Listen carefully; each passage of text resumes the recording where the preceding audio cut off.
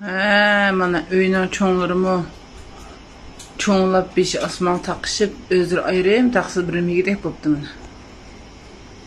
Malam yotdi. Sizlarmish yemaysizlar? Beka qilib. Osh bo'lamsa yemamsa, qo'l to'maydigan bular. Qo'l to'maydi bularni yemamchi bo'lamchi meni yig'aman ya. Akirib majbur taqslarni oldi. Qo'yib qo'ymag'icha yemaydi. Ayağlar mütmütlasam var.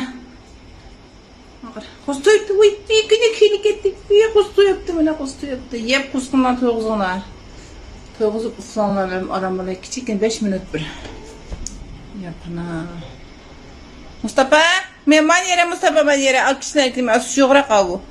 Allah'ın üstüne koyup koydum. İşte bak koyuk niye ana buna? Yekin hadi. Allah Simba. Sopi, çiğmem sen? Ne küzün mandaklan? Küzün ağır kaldı mı? Ne küzün açamaysa? Şu an böyle. Şu an sizin yana bana din. Ya. Neydi korkandık? Yeme bulan ne? Bulan eklepti kendini. Mesela yoksuk gelse bulan ki yoksuk kaptı mı? Sakı kaptı. Hayır, onda sakı gitti. Yani iskike sükep koysan sakı gitti topsun. Evet mi?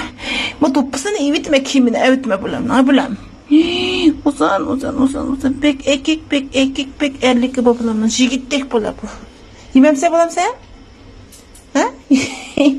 Yememse oğlum? Yanlar. Aş yana sen basıyorsunuz. Yana. Ha? Ağzını timşaklıkla içip gitme yapılan. Lekin mahalli bir sana gazap yarışıptı cimo sopi. Tuva. Hiç kimge Simba'nın bunda yarışmagan, Leyla'nın bunda yarışmagan sana acayip yarışıptı. Tünüken birine kiz koydum, onu jürettim. Bugün man kiz koydum, onu almaştırmaya balam. Hemen de bu boşap gitti. Kiyimdek bir saat ki şunu ağadım, ne tıkıp koydum ki tapamadım. Ya balam, ya oğlum, ya işim, ya. Ha ya balam, gide ya. Sizler yememsizler, Rana yememsiz? Rana yememsiz? Ha?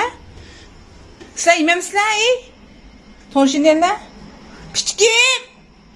Piştiki! Piştik bulan. Piştik bulan en gönton yedi öz ayırım.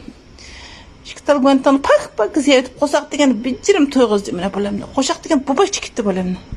Öz ayırım gönton yedi bulan.